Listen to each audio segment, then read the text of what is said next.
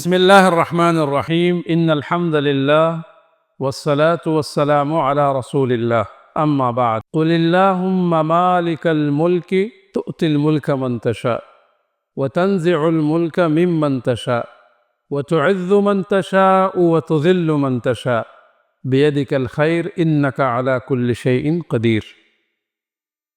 قرآن کریم میں اللہ رب العالمین نے فرمایا کہ بادشاہت اور ملکیت یہ صرف اللہ کے لیے ہے۔ اس تمام کائنات کے مالک اللہ ہے، خالق اللہ ہے، چلانے والی ذات اللہ کی ہے۔ اللہ کے ما سوا جتنے بھی مخلوقات ہیں دنیا کے اندر جو بظاہر ہمیں طاقتور نظر آتے ہیں، چاہے وہ انسانوں کی صورت میں ہو، چاہے وہ کسی ٹیکنالوجی کے صورت میں ہو، چاہے وہ کسی جانور کی صورت میں ہو، یہ تمام طاقت والی جو صورتیں ہیں یہ تمام کی تمام صورتیں اللہ کے سامنے بے بس ہیں، بیکار ہیں، اور اس کی کوئی حیثیت نہیں ہے اللہ کی طاقت کے سامنے۔ سپر طاقت اور سپر پاور صرف ایک ہی ذات کی ہے، وہ ہے ہمارا اللہ۔ اور یہ ملکیت اور یہ مملکت اور یہ ملکیت اور اس تمام کائنات کے خالق و مالک صرف ایک ہی ذات ہے، وہ ہے اللہ کی۔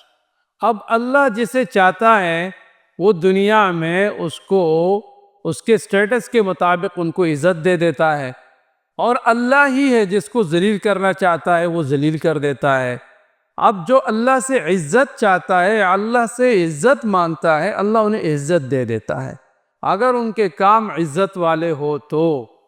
اور اگر کوئی اللہ کی ربوبیت کو، کوئی اللہ جل جلالہ کی خالقیت کو، کوئی اللہ رب العالمین کے مالکیت کو اگر وہ چیلنج کرے تو اللہ رب العالمین پھر ذلیل کر دیتا ہے۔ اور اس کے مثالیں قرآن کریم میں کئی جگہوں پر ہیں۔ آپ فرعون کا واقعہ اٹھا کر کے دیکھیں۔ فرعون کون تھا؟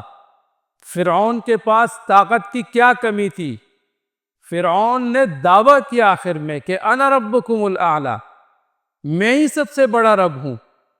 لیکن جب اللہ کی پکڑ آئی تو ایسی پکڑ آئی کہ ان کو ذلیل و رسوا کر دیا اور ان کی طاقت کو فاش کر دیا۔ اور اللہ نے فرمایا عبرۃ لأولی الابصار۔ اب یہ تا قیامت لوگوں کے لیے عبرت کے نشان ہوگا، اور عبرت کے نشان بنا دیا اللہ پاک نے۔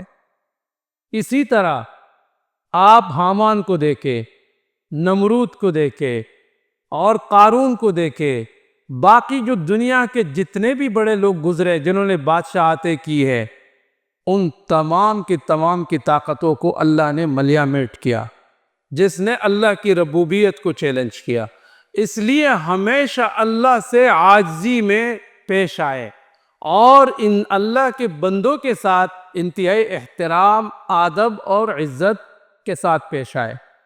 ایسا نہ ہو کہ ہمارا یہ تکبر اور غرور ہمیں محروم کر دے۔ اس لیے کہتے ہیں کہ دنیا میں اور آخرت میں مالک ایک اللہ کی ہے، اور عزت اور ذلت دینے والی ذات بھی اللہ کی ہے۔